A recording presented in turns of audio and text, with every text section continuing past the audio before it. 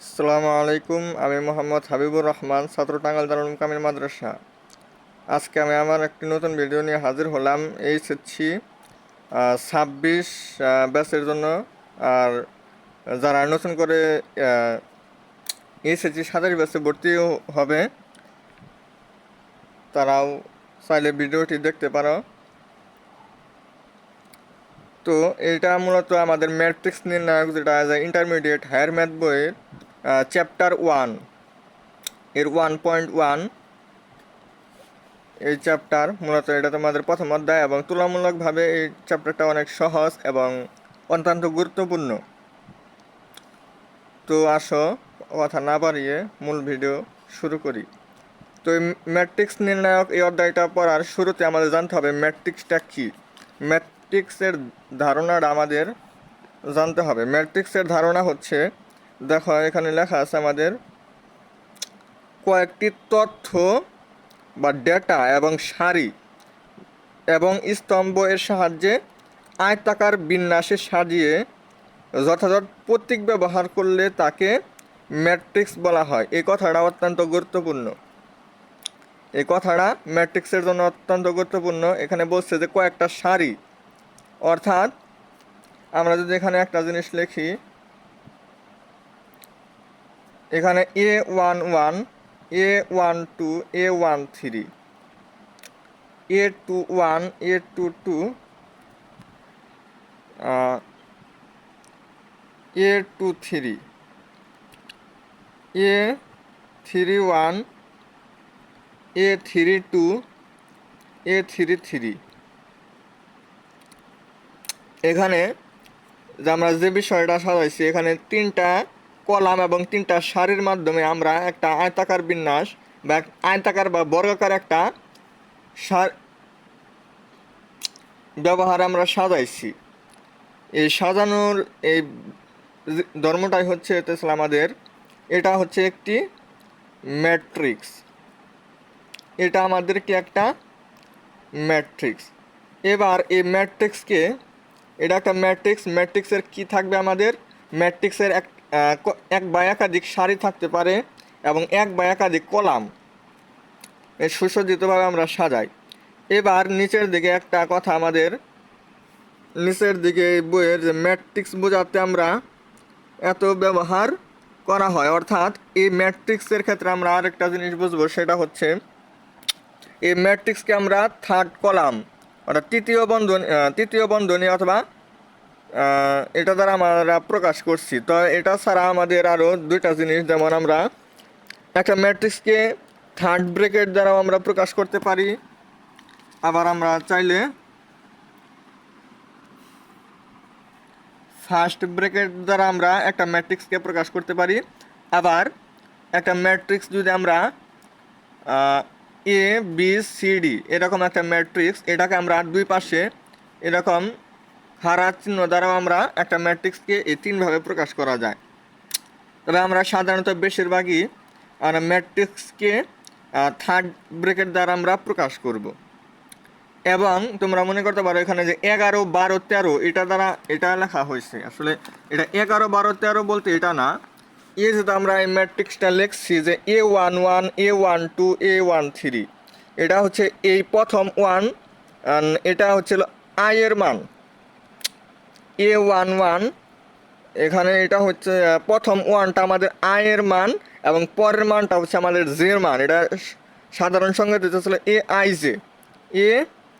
এআইজে দ্বারা প্রকাশ করা হয় এবং প্রথম ওয়ান দ্বারা সারি সংখ্যা, অর্থাৎ এই ভুক্তিটা কত নাম্বার সারিতে আছে, এবং পরের ওয়ান দ্বারা এটা কত নাম্বার কলামে আছে সেটা নির্দেশ করে।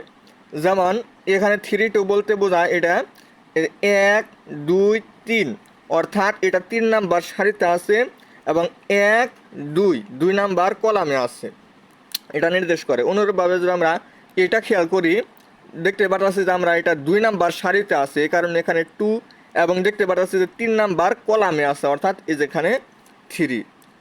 এভাবে আমরা প্রকাশ করতে পারি। প্রথমটা হচ্ছে আয়ের মান, দ্বিতীয়টা হচ্ছে জের মান।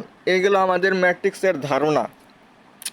ম্যাট্রিক্সের ধারণার পর আমরা যে জিনিসটা জানতে শিখবো সেটা হইতেছিল ম্যাট্রিক্সের ক্রম। ম্যাট্রিক্স ম্যাট্রিক্সের ধারণার পর এলো ম্যাট্রিক্সের ক্রম।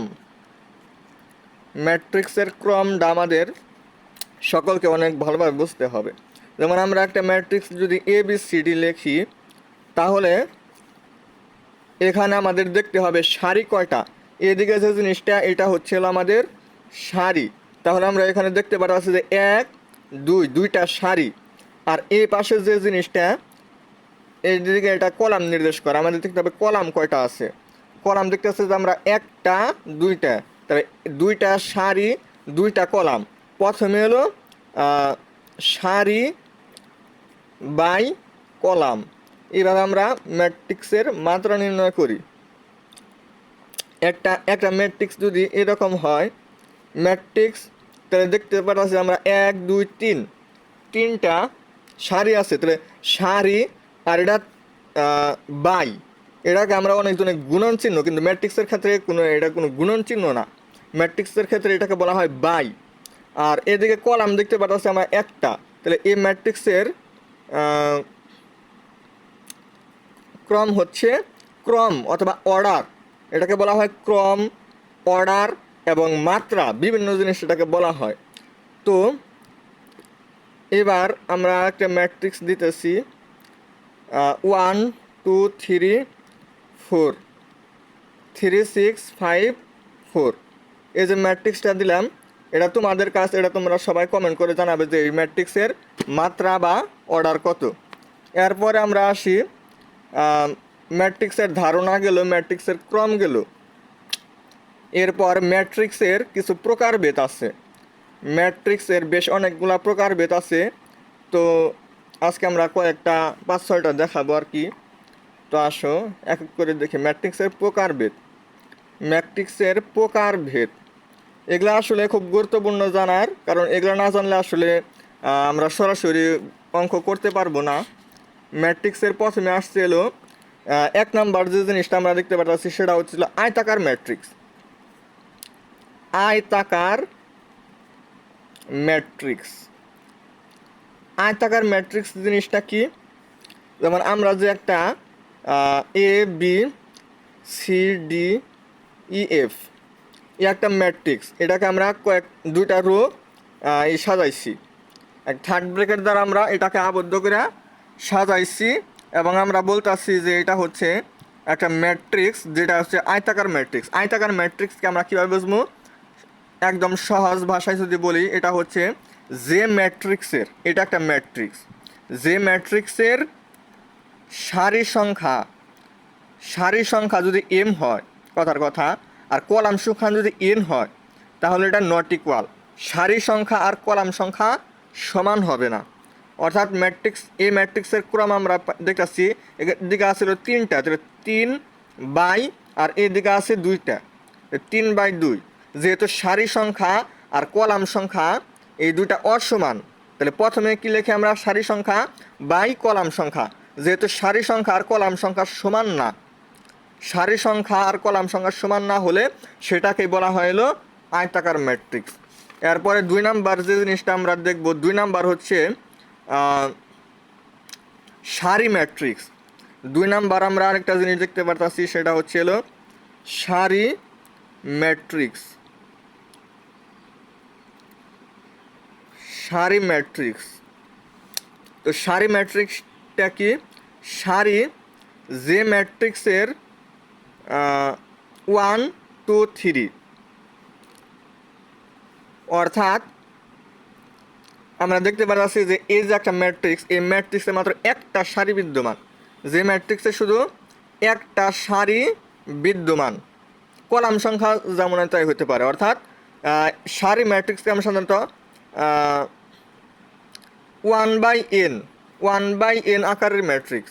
এখানে এই ম্যাট্রিক্সের ক্ষেত্রে এর মান কত, এটা আমরা দেখতে পাচ্ছি যে এখানে কলাম আছে 3টা, তাহলে n = 3, n = 1 2 3 4 5 6 হতে পারে। যেহেতু এখানে সারি সংখ্যা 1, যে ম্যাট্রিক্সের সারি সংখ্যা 1 তাহাকে বলা হইতেছে হলো সারি ম্যাট্রিক্স। তাহলে আমরা আয়তাকার ম্যাট্রিক্স খুব সহজেই বুঝতে পারলাম এবং সারি ম্যাট্রিক্স বুঝতে পারলাম। এরপরে আমরা আসি কলাম ম্যাট্রিক্স। সারির পরে 3 নাম্বার আসে, তোমরা বুঝতেই পারছো যে কলাম ম্যাট্রিক্স মানে হচ্ছে সারি ম্যাট্রিক্স যে যেমন ছিল একটি মাত্র সারি বিদ্যমান তাকে বলা হয় সারি ম্যাট্রিক্স। কলাম ম্যাট্রিক্সের ক্ষেত্রে কি হবে, যে ম্যাট্রিক্সের একটি মাত্র কি হবে কলাম হবে, অর্থাৎ n/1 n/1। n মানে কি, এখানে n এর মান হচ্ছে 3। n মানে হচ্ছে এখানে মানে এটার বাই চিহ্ন। ম্যাট্রিক্সের ক্ষেত্রে আমি এর আগেও বলছি যে এটা হচ্ছে বাই চিহ্ন। বাই দ্বারা এটা কি বোঝায়, বাই দ্বারা বোঝানো হলো বাইয়ের আগে যেটা ওইটা ছিল n, বাইয়ের আগে এখানে আছে n। n মানে এটা কি সংখ্যা, এটা হচ্ছে সারি সংখ্যা। সারি এখানে কয়টা আছে, 3টা। এবং বাইয়ের পরে যেটা ওটা ছিল কলাম সংখ্যা। এই যে দেখতে পাচ্ছি আমরা কলাম সংখ্যা কয়টা, একটা। যে ম্যাট্রিক্সের কলাম সংখ্যা একটা সেটা হতে ছিল কলাম ম্যাট্রিক্স। তাহলে আয়তাকার ম্যাট্রিক্স কি ছিল, যে ম্যাট্রিক্সের সারি সংখ্যা কলাম সংখ্যা অসমান তাহাকে বলা হয় আয়তাকার ম্যাট্রিক্স। যে ম্যাট্রিক্সের সারি মাত্র একটা 1/n ক্রমের ম্যাট্রিক্স, সারি সংখ্যা একটা, ওইটাকে বলা হয় সারি ম্যাট্রিক্স। এরপর আমরা কি শিখছি, কলাম ম্যাট্রিক্স। কলাম ম্যাট্রিক্স কি, যে ম্যাট্রিক্সের কলাম সংখ্যা এক তাকে বলা হয় কলাম ম্যাট্রিক্স। এরপরে 4 নাম্বার, এটাই আজকে লাস্ট, এটা হচ্ছে ছিল বর্গাকার ম্যাট্রিক্স। বর্গের আমরা জানি বর্গ ম্যাট্রিক্স। বর্গ আমরা জানি যে একটা বর্গের 4টা বাহুই সমান থাকে, বর্গের 4টা বাহুই সমান। তো এখানেও একই সেম ABCD, এটা একটা বর্গ ম্যাট্রিক্স, কারণ এটা 2/2। এখানে দেখতে পাচ্ছি আমরা এই ম্যাট্রিক্সের সারি সংখ্যা এবং কলাম সংখ্যা সমান, সারি সংখ্যা এবং কলাম সংখ্যা সমান। যে ম্যাট্রিক্সের ক্ষেত্রে সারি সংখ্যা যদি m হয় আর কলাম সংখ্যা যদি n হয়, যদি সমান পাই আমরা, সমান। আয়তাকার ম্যাট্রিক্সের ক্ষেত্রে সমান হওয়া যাবে না, সমান না হলে আয়তাকার ম্যাট্রিক্স, সমান হলে বর্গাকার ম্যাট্রিক্স। তো আজকে এই পর্যন্তই। কারো যদি কোনো জায়গায় বুঝতে অসুবিধা হয় তাহলে সেটা তোমরা সবাই কমেন্ট করে জানাবা। আর ভিডিওটি ভালো লাগলে সবাই লাইক কমেন্ট করবা। এবং পরবর্তীতে এই বিষয়ে আরও করা হবে, একাধারে আমরা সম্পূর্ণ ম্যাট্রিক্স, সম্পূর্ণ অধ্যায় আর কি আপলোড করা হবে। এবং ক্রমান্বয়ে সরল রেখা, বৃত্ত, ত্রিকোণমিতি সবই চ্যানেলে আপলোড করা হবে। তোমরা চাইলে ধারাবাহিকভাবে দেখতে পারো। এবং সবাই কোথায় কোনো সমস্যা হয় সবাই লাইক করবা এবং কমেন্ট করে এগুলা বিস্তারিত আমাদের জানাবা। তো আজকে এই পর্যন্তই রাখি, আল্লাহ হাফেজ। আসসালামু আলাইকুম রহমতুল্লাহি ওয়া বারাকাতুহু।